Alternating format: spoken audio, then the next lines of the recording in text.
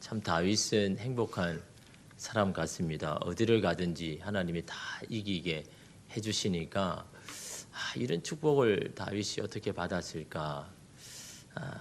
저와 여러분들도 여러분 이 다윗의 축복 여러분 다 받으셔서 하나님이 살아계심을 여러분이 입술로 좀 고백하고 증거하는 일들이 좀 일어났으면 참으로 좋겠습니다.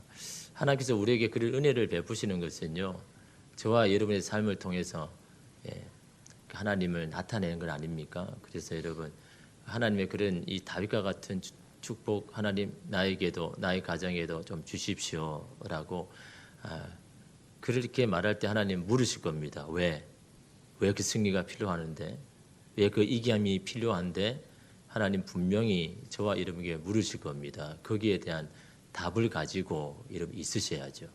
왜 주셔야 되는지, 왜 승리해야 되는지, 왜 하는 일마다 잘 되어야 되는지에 대한 분명한 이유가 여러분들이 준비되어야 하나님께서 여러분이 원하고 구하시는 것들을 여러분 이루어 주실 줄 믿습니다.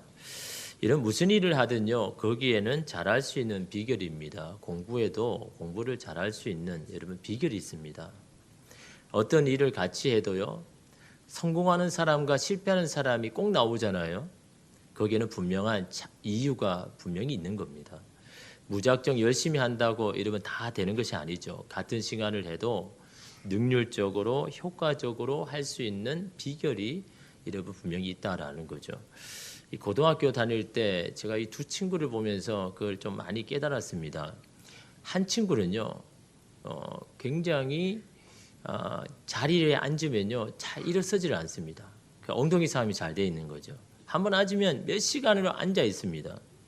근데 이 친구는 좀 무식하게 공부를 하는 이 스타일입니다. 하나의 이제 참고서를 보면요 굉장히 꼼꼼하게 이렇게 보는 그런 스타일입니다. 한 번은요 갑자기 얘가 사전을 한 장 찢더니 입에 넣고 먹어버리는 겁니다. 그래서 야, 너 그거 먹을 게 없어가지고 사전을 먹냐라고 물으니까요 그가 그러는 겁니다. 너무 안 외워져가지고 혹시 먹으면 다 외워질까 싶어가지고 야, 그럼 머리를 탓해야지 그 애꿎은 사전을 왜 이렇게 하느냐. 그만큼 여러 공부를 그렇게 무식하게 하는 겁니다. 무조건 달려 들어가지고 무조건 머리에 집어넣는 거죠. 근데 또 한 친구가 있습니다. 이 친구는요 방금 전에 이야기한 친구보다 그렇게 의자에 오래 앉아있는 스타일이 아닙니다.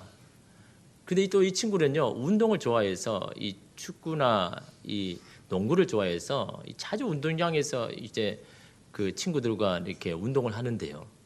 근데 이상하게 영어 성적만 시험만 치면요 이 친구가 더 점수가 잘 나오는 겁니다. 우리가 생각하기에는 그래도 자리에 오래 앉아 있고 엉덩이 싸움이 된 또 꼼꼼하게 보는 이 친구가 당연히 영어 점수가 잘 나와야 되는데, 근데 사실은 이 시험을 치기만 하면 이 친구가 이 엉덩이 싸움도 별로 안 돼 있고 막 운동도 좋아하고 막 이렇게 하는 친구가 더 잘 나오는 겁니다. 그게 왜 그런가를 이렇게 유심히 보니까요 공부 방법의 차이가 있는 거죠. 같은 영어 참고서를 보는데 이 친구는요 처음부터 꼼꼼하게 하나하나 다 봅니다. 그래서 시간이 굉장히 많이 걸리는데, 근데 반면에 이 친구는요 그냥 이 영어 참고서를 보는데 소설 읽는 것처럼 한번 쭉 훑으라는 거죠. 저래가지고 뭐 머리 남겠나 생각되는데요, 거기 한 번은 끝나는 게 아니라 또 반복을 하는 겁니다. 또 반복을 하는 겁니다. 이 친구가 한 번 영어 참고서를 볼 때는 이 친구는 4번이나 보는 겁니다. 당연히 여러분 누가 잘하겠습니까? 여러분 한 번 꼼꼼하게 보는 거요 어떻게 보면 야 그렇게 처음부터 놓치지 말아야 되겠지 하지만요 그렇게 꼼꼼히 보는 친구는 나중에 보면 지쳐버립니다. 근데 한 번요 그냥 훑는 사람은 이 참고서가 처음부터 어떻게 되었는가 구조를 알고 이 정도 되는 거구나 라고 하면요 두 번째는요 읽을 때는요 그 중요한 것들이 보이기 시작하는 겁니다. 이쯤에서 이거 있었지, 이제 마지막에 이런 게 나오니까 지금 이걸 알아야 되겠지, 그러면서 여러분 체크해 나가는 겁니다. 또 세 번째, 네 번째 볼 때는요 점점 이게 쌓여서 정말 그 영어의 어떤 문법의 흐름 파악을 하게 되는 겁니다. 그러니까 당연히 여러분 이 4번이나 보는 친구가 다 잘하는 거죠. 시간은 짧아도 여러분 그게 집중하면서 공부 방법이 다르니까요 성적이 여러분 다르게 여러분 나오는 것을 제가 보면서 야 이게 무작정 공부한다고 되는 게 아니구나. 어떤 공부에 대한 어떤 이 비결, 방법, 이 계획을 가지고 해야 되겠다라는 것을 저는 이렇게 보게 되었습니다. 여러분 신앙생활도 이런 마찬가지입니다. 무조건 달려들고 시간을 많이 들여서 봉사하고 헌신한다고 그것이 내게 다 유익이 되고 하나님을 기쁘시게 하는 게 아닙니다. 그 많은 시간을 들여도 기준이 없고 방법이 없이는요, 금방 열정이 식어버리죠. 지쳐버리는 거죠. 하나님께서 무엇을 원하시고 기뻐하시는지, 어떤 것을 요구하시는지, 또 어떤 것을 싫어하시고 어떤 것을 내가 멀리해야 되는지, 아니면 내가 어떤 것을 붙들어야 되는지에 대해서 분명히 알고 행해야 되는 겁니다. 내가 주님 앞에 시간을 드리고 교회를 봉사해도 내가 이걸 통해서 하나님은 뭘 원하시는지, 뭘 기뻐하시는지를요 알고 여러분해야 여러분 우리의 신앙생활도 끝까지 갈 수 있는 겁니다. 지치지 않고요. 여러분 오늘 말씀은 다윗이요, 어디를 가든지 승리하는 그런 모습을 보여주는데요. 여러분 다윗이 뭐 특별한 사람이라서 그런 게 아니라 이길 수밖에 없는 비결을 오늘 말씀을 통해서 여러분 저와 여러분이 찾아야 되는 겁니다. 왜 다윗은 가는 곳곳마다 다 승리하는가? 왜 우리는 다 승리하지 못하잖아요. 어떨 때는 실패하고 잘 안 될 때도 있고 그렇지 않습니까? 근데 왜 다윗은 가는 곳마다 다 성공할 수밖에 없는가? 그 비결이 뭔가? 여러분 오늘 말씀의 이 8장은요. 7장에 이 하나님께서 다윗에게 약속하신 것들이 어떻게 성취되는가를 이 8장에서 보여주고 있습니다. 근데 이 7장에서는 어떤 내용이 나옵니까? 다윗이요, 나단 선지자에게 이렇게 문의를 하는 겁니다. 내가 지금 하나님의 이 성전을 지으려고 하는데 좀 어떻게 했느냐? 나는 이렇게 화려한 백향목에 사는데 하나님은 여전히 그 광야에서 이렇게 지었던 그 장막에 그대로 있는데 내가 마음이 불편해가지고 도무지 내가 못 있겠다. 내가 하나님의 성전을 좀 아름답게 화려하게 좀 짓고 싶다라고 이제 나단 선지자에게 이렇게 물어본 겁니다. 당신 생각은 어떠냐? 그러니까 나단 선지자가 들어보니까요, 좋은 일 같거든요. 다윗 자기를 위한 게 아니잖아요. 하나님을 위해서 좋은 성전 지어주겠다는데 여러분 그게 뭐 나쁜 일입니까? 그러니까 나단 선지자도 어떻게 합니까? 당신이 왕이 그렇게 원하신다면 그렇게 하십시오. 그게 허락을 한 겁니다. 근데 하나님 어떻습니까? 나단 선지자를 통해서 나는 그거 원하지 않는다. 그렇게 말씀하시죠. 나는 이 세상 사람들처럼 집이 필요 없는 사람이다 라고 이런 말씀하시지 않습니까? 만약 필요했다면 내가 누구를 불러서 나를 위해서 성전을 지으라고 이렇게 말했을 것이다 라고 하는데 이런 하나님이 말씀하신 적이 없거든요. 그러나 여러분 다윗은 이 성전을 건축하기 위해서 이미 계획을 하고 준비를 했다라는 겁니다. 어떻게 보면 다윗의 이 계획이 하나님을 위한 일이라고 말하지만 한편으로는요, 하나님의 한 곳에 가두려는 그런 이 마음의 동기가 있다는 것을 우리가 보게 되는 겁니다. 자신들이 원하는 곳에서 있으셔서 원하는 것을 구할 때마다 들어주실 하나님이 필요한 거죠. 자신만의 하나님, 자신만을 위한 하나님으로 머물기를 원했는지도 모릅니다. 다윗은 왜냐하면 이것을 계획하기 전에 여러분 하나님께 여쭤보거나 물어본 적이 없습니다. 그러면서 이 계획을 준비했습니다. 왜 그렇게 생각했을까요? 당연히 하나님이 이를 기뻐하겠다 할 것이라고 생각을 한 겁니다. 당연히 하나님이 원하시는 일이라고 생각하고 그렇게 한 겁니다. 그러니까 하나님 앞에 여러분 미리 계획을 여쭤본 게 아니잖아요. 그죠? 이미 다 계획을 세우고 이제 이것을 하려고 하는데 어떻게 했냐라고 이미 여러분 물어보는 거잖아요. 그렇게 하는 이유가 뭐냐니까요. 이건 하나님이 기뻐하실 거야. 하나님께 원하시는 일인 거야. 자기 나름대로 이렇게 생각해 본 겁니다. 여러분 이것이 우리 안에 있는 인본주의입니다. 내 생각으로 하나님의 뜻을 가름하면서 판단하는 거 참 위험한 일이 아닙니까? 하나님은 우리 생각 안에 가둘 수 있는 분이 아닙니다. 그렇게 되실 분도 아니고요. 또한 나만을 위한 하나님이 여러분 되실 리도 없습니다.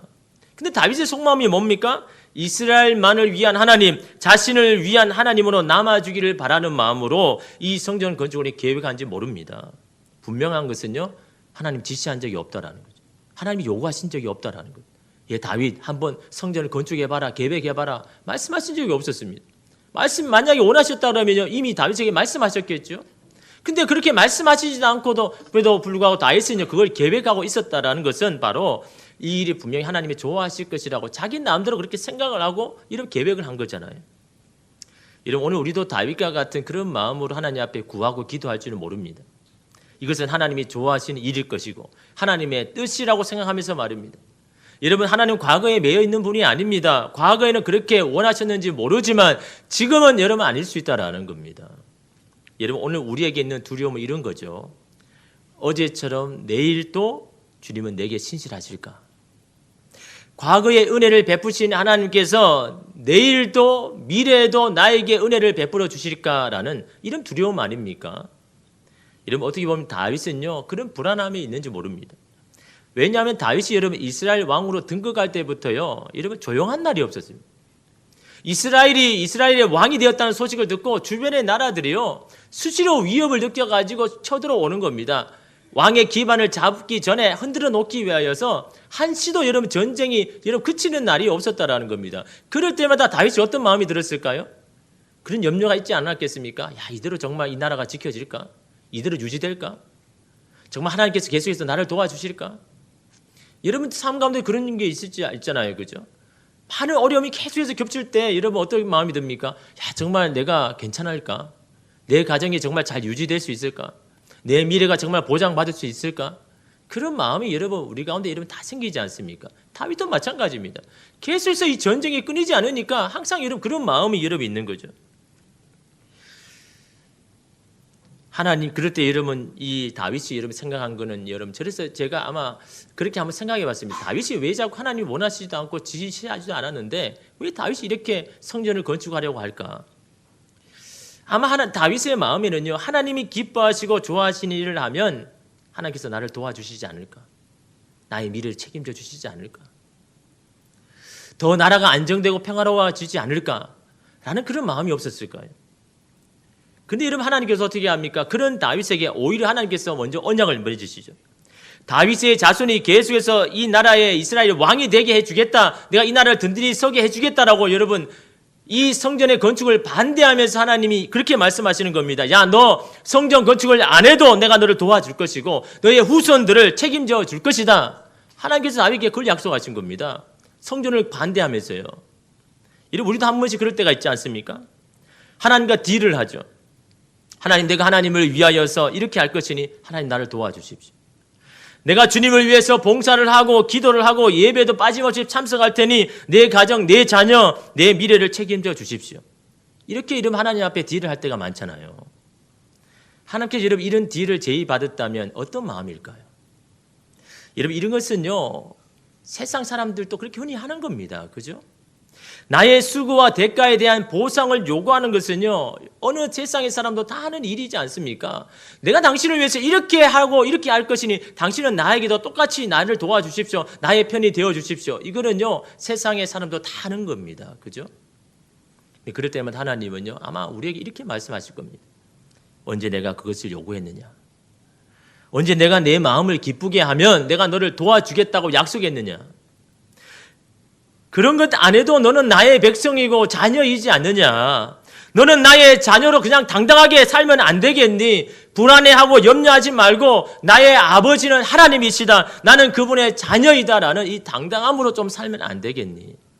아마 주님은요, 우리가 그런 제의를 하고 딜을 할 때 주께서 우리에게 그렇게 말씀하지 않을까요? 하나님은 그런 마음을 다윗에게 전하시는 겁니다. 이 언약을 통해서 말씀하는 겁니다. 사무엘하 7장 9절을 보면 이렇게 말하잖아요. 내가 가는 모든 곳에서 내가 너와 함께 있어 내 모든 원수를 내 앞에서 멸하신즉, 즉 땅에서 위대한 자들의 이름같이 내 이름을 위대하게 만들어 주리라. 여러분 이 약속이요, 성전 건축을 너가 지으면 내가 이렇게 하겠다라고 하신 겁니까? 아닙니다. 너 성전 건축 안 해도 돼. 내가 살 집이 없어서 너에게 그런 집을 달라고 했느냐? 나는 그것에 거할 사람이 아니야 라고 말하면서 그걸 거절하면서 하나님께서 약속하신 거잖아요. 너 그 성전 건축 안 해도 내가 너를 도와줄게. 네가 어디 가지 내가 함께 할게. 널 덤벼드는 모든 적들은 내가 멸해줄게. 하나님은요, 이 다윗에게 오히려 자기의 마음을 드러내서 말씀하잖아요. 너 그렇게 안 해도 내가 너를 도와줄 거야. 내가 너를 택했잖아. 내가 너를 불렀지 않느냐. 내가 너를 왕으로 세웠지 않느냐. 너가 원한 것도 아니고 세상 사람이 세운 것도 아니고 내가 너를 세웠잖아. 내가 너를 불렀잖아. 나의 백성, 나의 자녀는 내가 책임진다라는 이 말씀을 다윗을 통해서 이런 말씀하고 있는 겁니다. 여러분, 이것이 바로 은혜 아닙니까? 저와 여러분 이런 은혜를 받고 있는 거잖아요. 우리가 어떻게 하나님 앞에 뭐 마음을 기쁘게 하고 뭘 하기 위해서 막 해야만 하나님이 나를 도와주시는 분이 아닙니다. 그런 거 안 해도요, 저와 여러분 하나님께서 불러주셨기 때문에, 백성 삼아주셨기 때문에요, 하나님은 당연히 여러분을 책임지시죠. 여러분을 도와주시기를 원하시죠. 근데 우리 안에 염려와 근심이요, 이 은혜를 누리지 못하게 하는 겁니다. 그런 하나님을 오늘 본문에서 이러면 잘 보여주고 있는데 1절 말씀 우리 함께 읽겠습니다.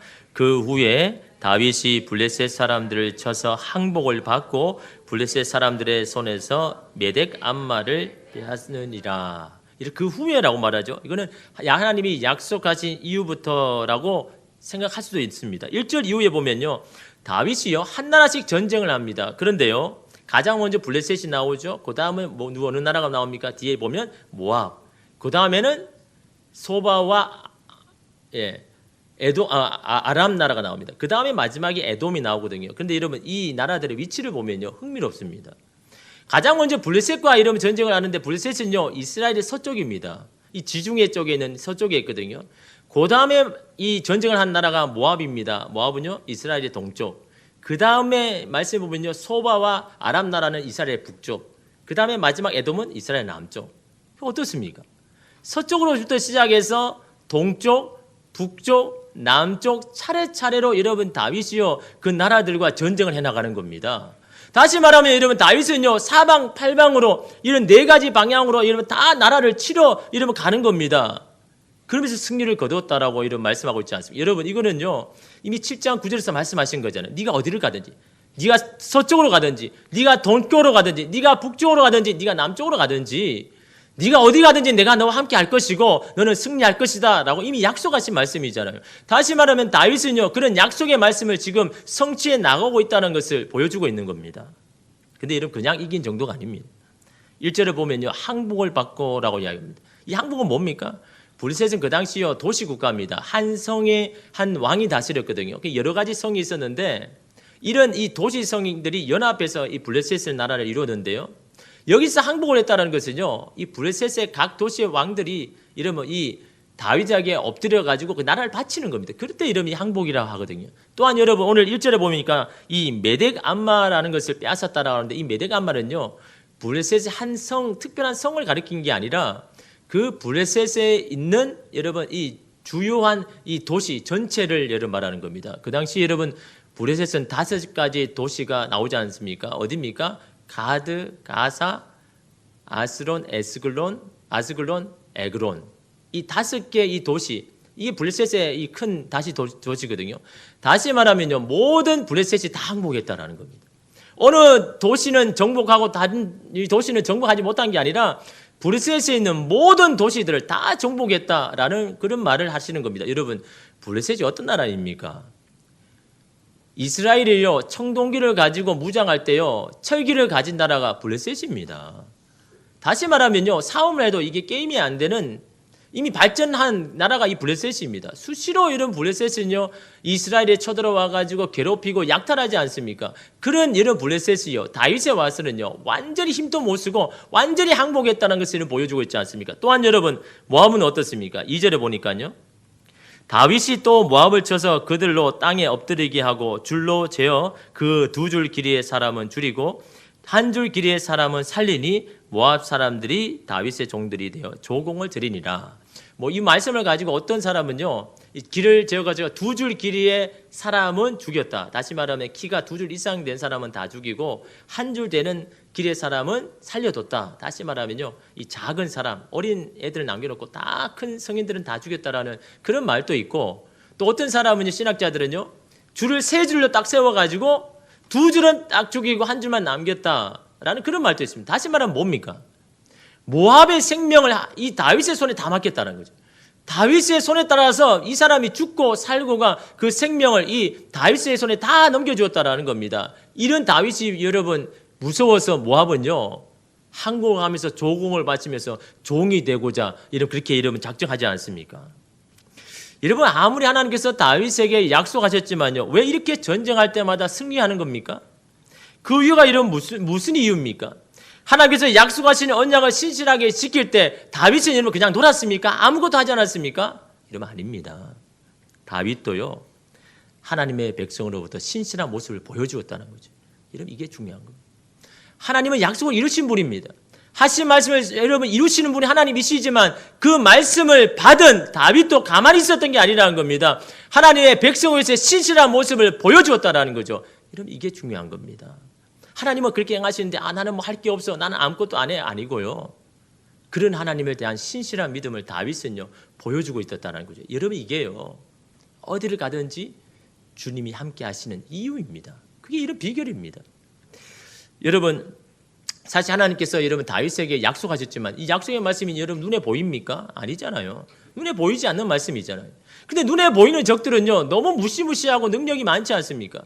그런 말씀을 믿고 나아갔더라도 그 적들을 보기만 하면요 두려움이 오고 움츠러지고 또 다른 세상적인 어떤 방법이나 여러분 그런 방법 도구를 찾으려고 막 할 겁니다. 그런데 다윗은 그런 유혹이 올 때마다 그렇게 하지 않았다라는 겁니다. 여러분 제가 얼마 전에 이 일산에 있는 아쿠아 플라넷 하나회에서 하는 그게 어떤 단체에서 이제 함께 가서 봤는데요. 여러분 가보신 분이 있지 않습니까, 그죠? 보기 힘든 그 어떤 해양 식물들을 막 이렇게 동물들을 이렇게 모아놓고 이렇게 보기 쉽게 그렇게 해놓았는데 가장 이렇게 기억에 남는 것은 이 바다사자의 이 공연을 이렇게 봤습니다. 딱 시간을 되니까 이 바다사자의 공연이 있었는데 몸무게가 반 톤 나가죠. 반 톤, 500kg가 넘는. 보면요 굉장히 육중합니다. 근데 얼마나 날쌘지 모릅니다. 막 빠르게 수영하는데요. 막 얼마나 빠르게 하는지 모릅니다. 근데 이제 공연을 하는데 이 조련사와 함께 이렇게 한 몸을 이루어가지고 막 묘기를 부리고 재롱을 이렇게 막 하는데요. 그때마다 보니까 이 주머니에 있는요 이 물고기를 막 줍니다. 죽은 물고기를요. 주면 또 받아 먹고 또 뭘 일을 하고 또 이렇게 묘기를 부리고 그 마지막에는요 막 이렇게 물을 막 뿜어내면서요 막 물을 뿌리고 또 막 헤엄을 쳐가지고 파도를 일으켜가지고 가까이 있는 사람에게 파도를 막 물세례를 보내기도 하고요. 그 사람들 막 대단하게 박수를 치는데요. 저는 가만히 보니까요 너무 불쌍한 겁니다. 이런 바다사자가 여기서 사람들에게 박수 받고 여러분 묘기 부리기 위해서 이런 하나님이 창조하셨습니까?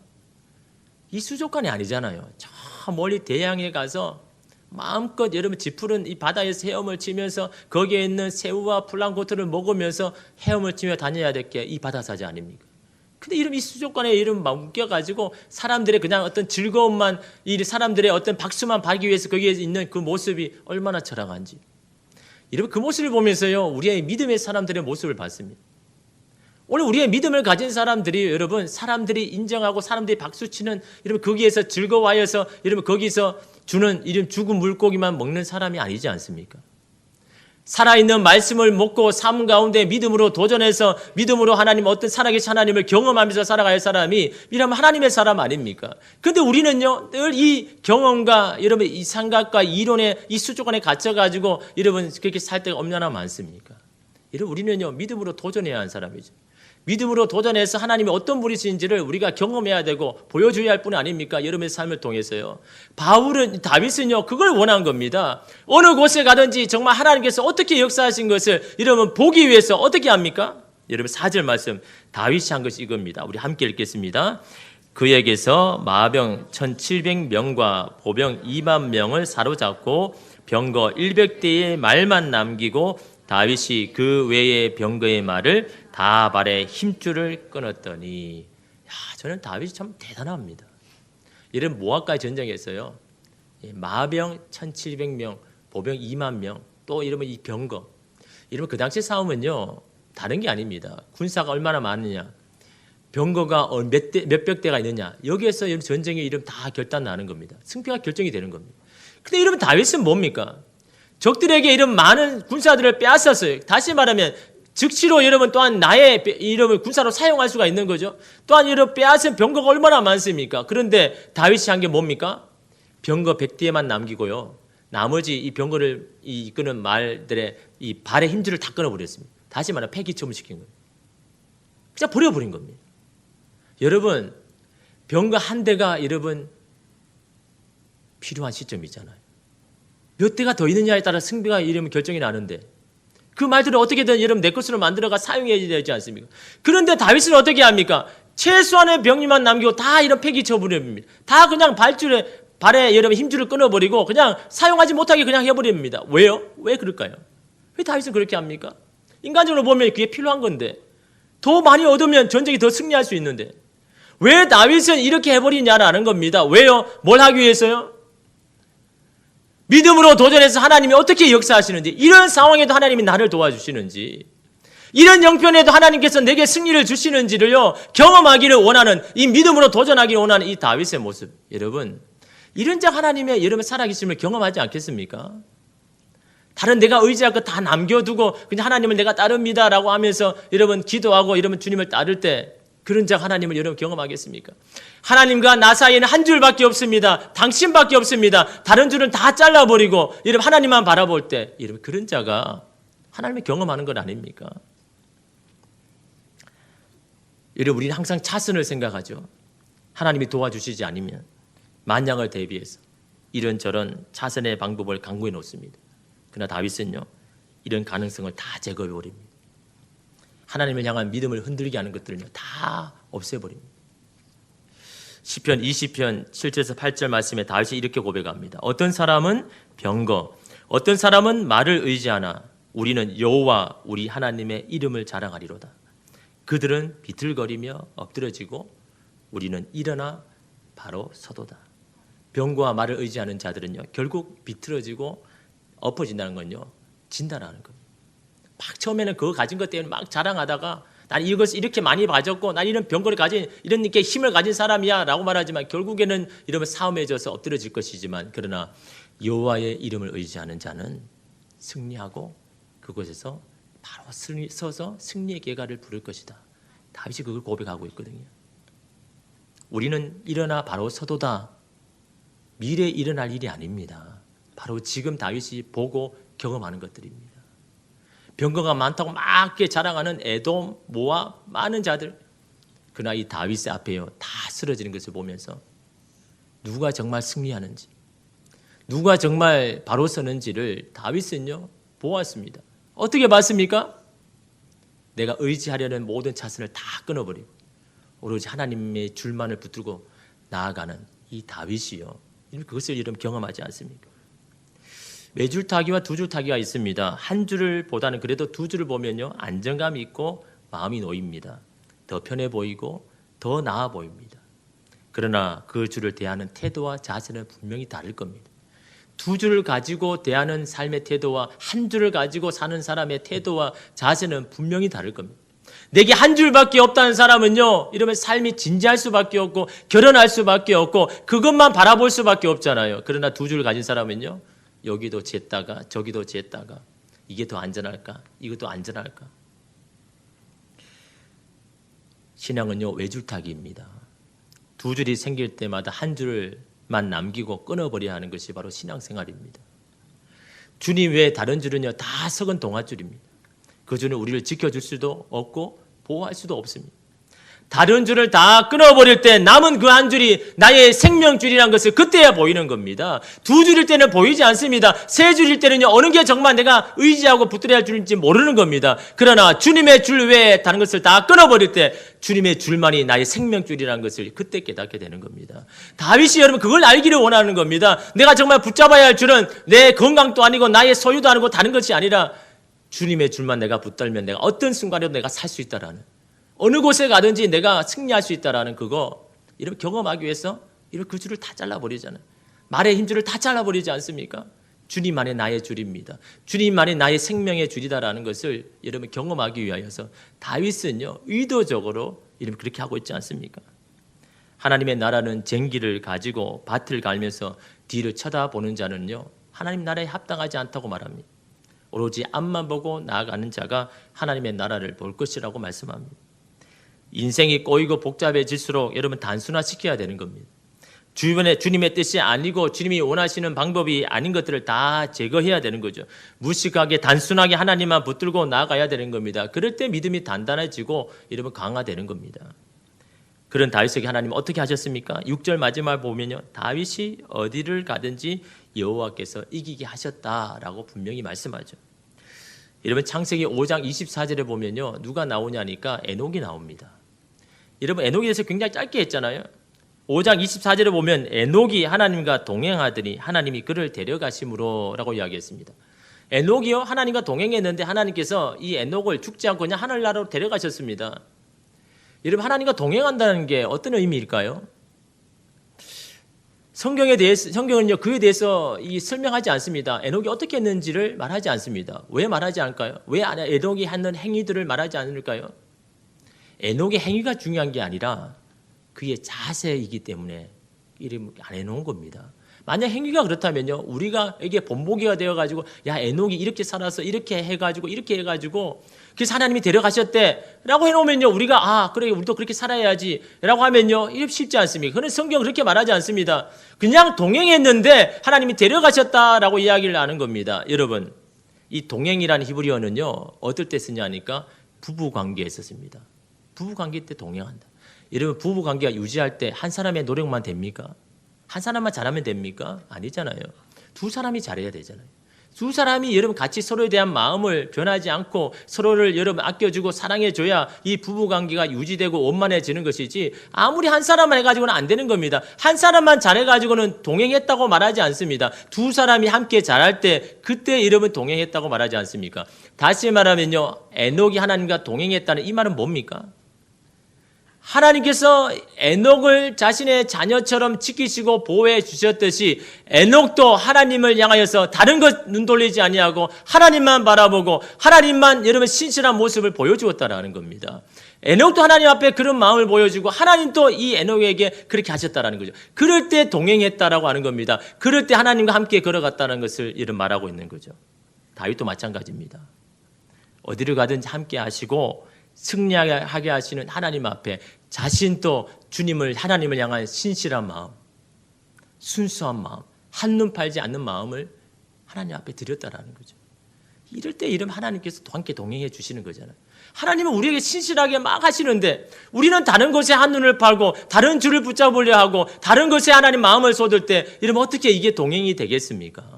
하나님은 계속해서 이쪽으로 이끄시는데 나는 계속해서 다른 줄로 갈 때 이러면 이게 어떻게 동행이 일어나겠습니까? 같은 마음을 가져요. 하나님의 역사가 이루어지기를 여러분 보기를 원한다면요, 여러분도 하나님 앞에 신실한 모습을 보여드려야죠. 하나님, 내게는 주님의 줄밖에 없습니다. 내가 의지하고 바라보면 주님밖에 없습니다. 내가 이 줄만 놓지 않겠습니다. 라는 주님을 향한 결연한 마음을 주님 앞에 보여드려야, 여러분 오늘 우리도 주님과 함께 동행하는 거잖아요. 하나님 당연히 여러분과 함께 하시고 여러분을 도와주실 것이고 여러분의 모든 가정들을 다 하나님 때마다 시마다 인도해 주실 것이죠. 그런 하나님의 역사를 보기 위해서는요, 저와 여러분도 주님 앞에 그런 모습을 보여줘야죠. 그런 믿음을 하나님 앞에 보여줘야죠. 그런 삶의 결단을 여러분 보여줘야 되지 않겠습니까? 하나님, 저에겐 다른 줄은 없습니다. 주님의 줄밖에 없습니다.